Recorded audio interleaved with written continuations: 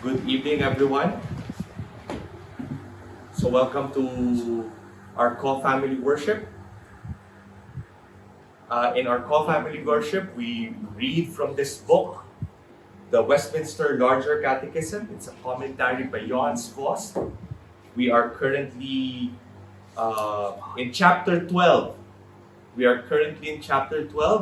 It is God's will with direct reference to Himself. So, chapter 12, question 102, 103, and 104. So that will be our catechism question for today. So I'll be asking my son Kyler to read for us question 102 and 103, and Kevin to read for us question 104.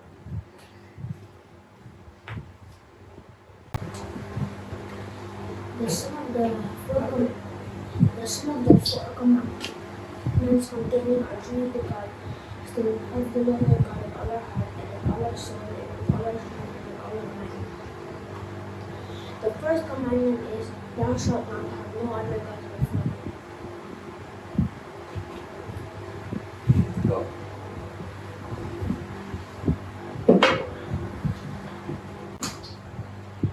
Which one? Question: What are the duties required in the first commandment? Answer: the duties required in the first commandment are the knowing and acknowledging of God to be the only true God and our God, and to worship and glorify Him accordingly. By thinking, meditating, remembering, highly esteeming, honoring, adoring, choosing, loving, desiring, fearing of Him, believing Him, trusting, hoping, desiring, rejoicing in Him, being zealous for Him, calling upon Him, giving all praise and thanks, and yielding all obedience and submission to Him with the whole man, being careful in all things to please Him, and sorrowful when in anything He is offended, and walking humbly with Him.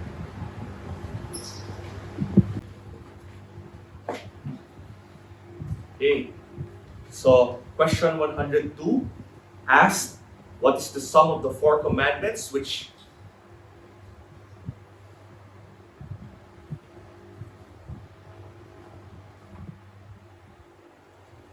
So what is the sum of the four commandments which contains our duty to God?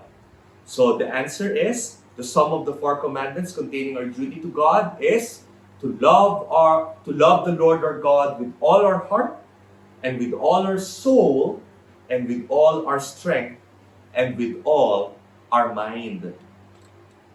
Question 103, which is the first commandment.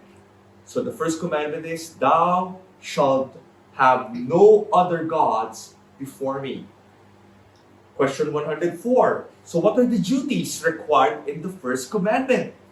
The duties required in the first commandment are the knowing and acknowledging of God to be the only true God and our God, and to worship and glorify Him accordingly by thinking, meditating, remembering, highly esteeming, honoring, adoring, choosing, loving, desiring, fearing of Him, believing Him, trusting, hoping, desiring, rejoicing in Him, being zealous for Him, calling upon Him, giving all praise and thanks, and yielding all obedience and submission to Him with the whole man, being careful in all things to please Him, and sorrowful when in anything He is offended, and walking humbly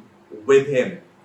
Luke 10, verse 27 tells us Christ's summary of the moral law, showing that love to God is the sum of the first commandment, of the first four commandments.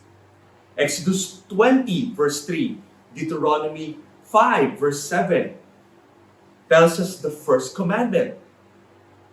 1 Chronicles 28, verse 9, Deuteronomy 26, verse 17, Isaiah 43, verse 10, Jeremiah 14, verse 22. Knowing and acknowledging God to be the one true and living God and our God. Psalm 95, verses 6 to 7 Matthew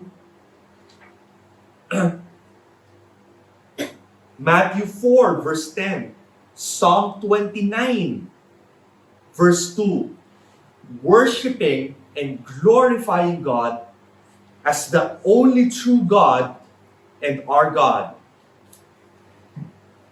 Malachi 3:16, Ecclesiastes 12:1, we must think about God and remember Him. Psalm 71:19, we must have a high idea of God. Malachi 1:6, the duty of honoring God. Isaiah 45:23 tells us of our obligation to adore God. Joshua 24 verse 15, Joshua 24 verse 22 tells us the duty of choosing God as our God. Deuteronomy 6:5, Psalm 73 verse 25, Isaiah chapter 8 verse 13. We must love, desire, and fear God. Exodus 14:31, the duty of believing God. Isaiah 26:4, Psalms 130 verse 7, Psalms 137 verse 4, Psalms 32 verse 11 tells us that we must trust, hope, delight, and rejoice in God. Romans 12:11 compared with Numbers 25:11, the duty of being zealous for God. Philippians 4:6, we are to call upon God with thanksgiving. Jeremiah 7:23, the obligation of total obedience to God. James 4:7, the duty of submission to God. 1 John 3:22, we are to be careful to please God. Jeremiah 31:18, Psalm 119 verse 136, we are to be sad when we have offended God. Micah 6 verse 8, the duty of walking humbly with God. So, what does it mean to love the Lord our God with all our hearts, soul, strength, and mind? This means not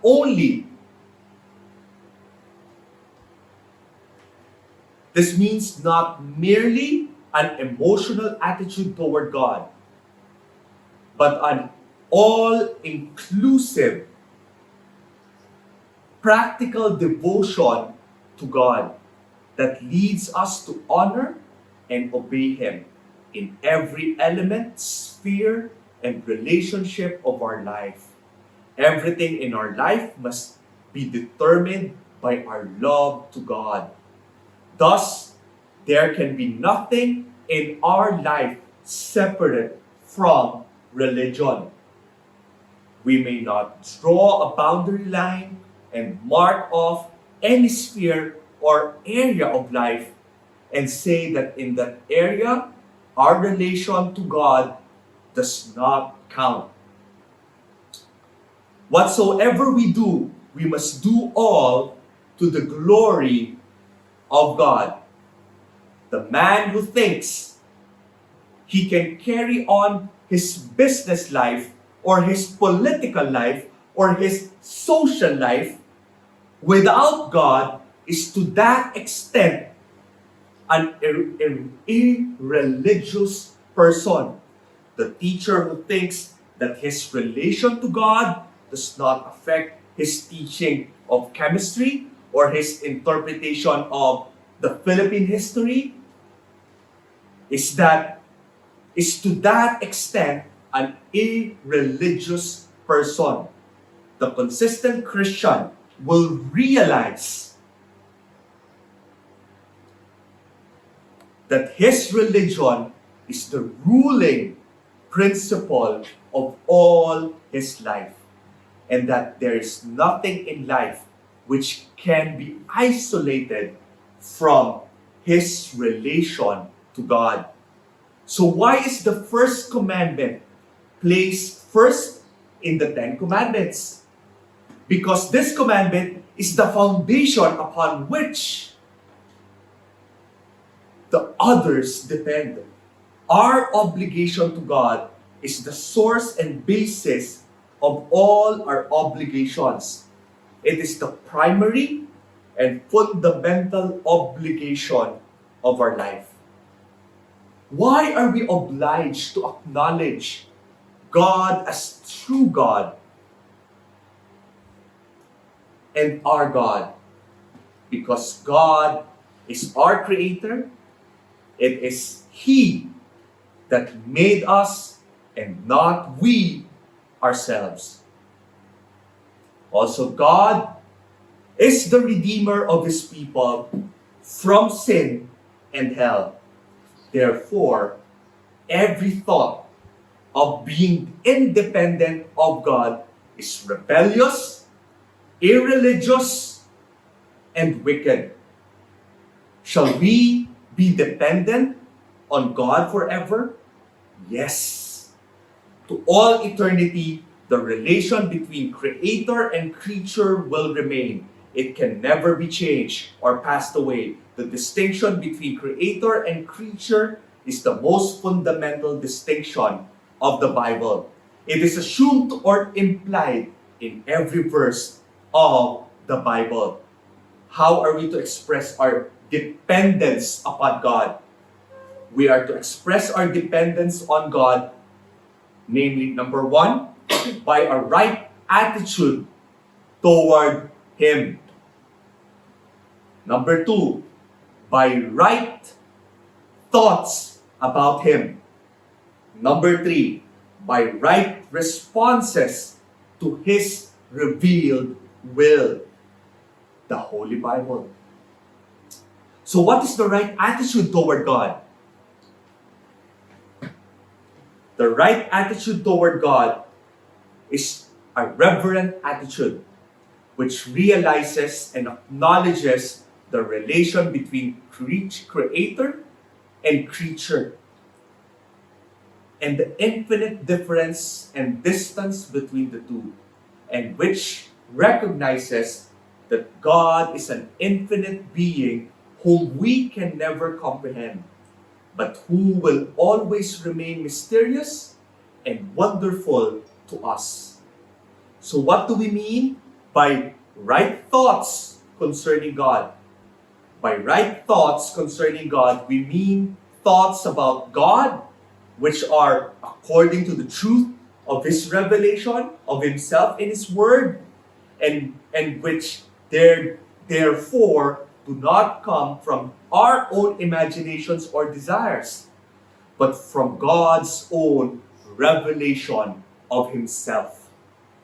Thoughts about God which arise from the opinions, speculations, or philosophy of sin-darkened human minds cannot be right thoughts about God. Only right thoughts about God on the part of the sinful human beings are those derived from the Bible. What do we mean by the right responses to God's revealed will? By right responses to God's revealed will, we mean a conscientious and wholehearted willing obedience to all that He has commanded, and avoidance of all that He has forbidden in His Word, so that the Bible is the real guide of our life. So what are some of the great truths assumed in this answer of the Catechism? Number one, the existence of God. Number two, the doctrine of creation. Number three, the personality of God. And number four, man's moral responsibility to God. How may the duties required in the first commandment be summarized? We may summarize these duties by saying that this commandment requires a devotion to God which shall be supreme, total, and all-inclusive, so that our relation to God is the supreme, all-important fact of our life. If we regard our relation to God as a side issue or a minor detail of our lives,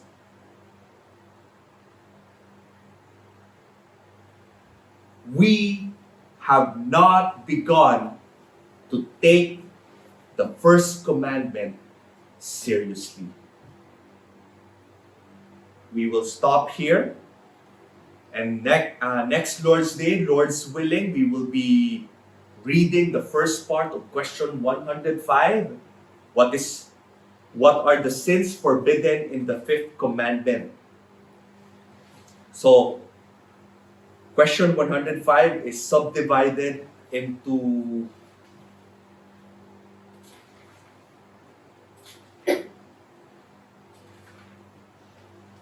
four, into five sections. Okay? So we will end here for this Lord's Day. Let us all stand as I ask Kevin to lead us in a word of prayer.